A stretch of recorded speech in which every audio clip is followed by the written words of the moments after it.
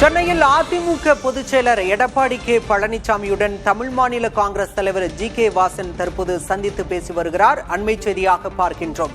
நேற்று நடைபெற்ற தொகுதி உடன்பாடு கூட்டத்தில் ஜி.கே. வாசன் கலந்து கொள்ளவில்லை. அதிருப்தியில் இருக்கிறாரா என்ற கேள்வி அரசியல் வட்டாரத்தில் எழுந்த நிலையில் இன்று காலை ஒரு அறிவிப்பை வெளியிட்டிருந்தார் ஜி.கே. வாசன். தேசிய ஜனநாயக கூட்டணியில் தமிழ் மாநில காங்கிரசுக்கான உடன்பாடு இறுதி செய்யப்பட்டிருப்பதாக அறிவித்திருந்த நிலையில் தற்போது எடப்பாடி பழனிசாமியை சந்தித்திருக்கிறார் ஜி.கே. வாசன்.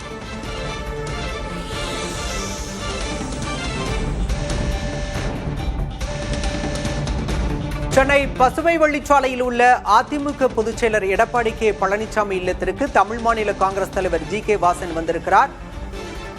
தேசிய ஜனநாயக கூட்டணியில் தமிழ் மாநில காங்கிரசுக்கு எத்தனை தொகுதிகள் ஒதுக்கீடு செய்யப்பட உள்ளது என்ற எதிர்பார்ப்பு எழுந்திருக்கக்கூடிய சூழலில் தற்போது அவர் எடப்பாடி பழனிசாமியுடன் ஆலோசனையில் ஈடுபட்டிருப்பதன் மூலம் இன்றைக்குள் தமாக போட்டியிடும் தொகுதிகள் எவை என்பது வெளியாகும் என்ற தகவல் வெளியாகியிருக்கிறது.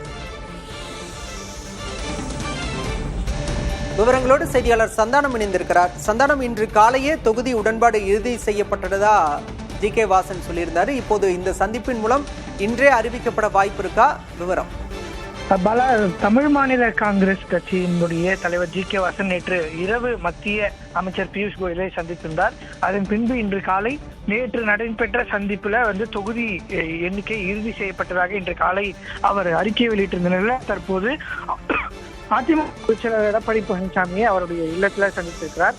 ஜி.கே. வாசன் வருவதற்கு முன்பாகவே தமிழ் மாநில காங்கிரசினுடைய முன்னாள் மாநில இளைஞரணி தலைவர் யுவராஜ் எடப்பாடி பழனிசாமியை சந்தித்து தமாக விரும்பக்கூடிய விருப்ப பட்டியலை அவர் வழங்கியிருந்தார். இந்த நிலையில்தான் தற்போது தமிழ் மாநில காங்கிரஸ் கட்சியினுடைய தலைவர் ஜி.கே. வாசன் எடப்பாடி பழனிசாமியை அவருடைய இல்லத்துல சந்தித்திருக்கிறார்.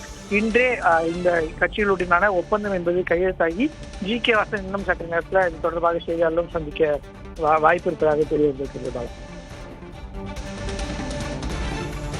சந்தனம், 6 தொகுதிகள், கிட்டத்தட்ட 5 முதல் 6 தொகுதிகள் தமாக தரப்புல கேட்கப்பட்டதா சொல்லப்பட்டுச்சு. தற்போது எத்தனை தொகுதிகளில் போட்டியிட இறுதியாக இருக்கிறது அப்படிங்கிற தகவல் கிடைச்சிருக்கா?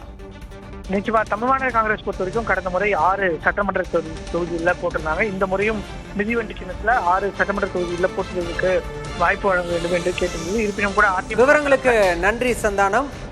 எடப்பாடி பழனிசாமியுடன் ஜி.கே. வாசன் சந்தித்திருக்கிறார்.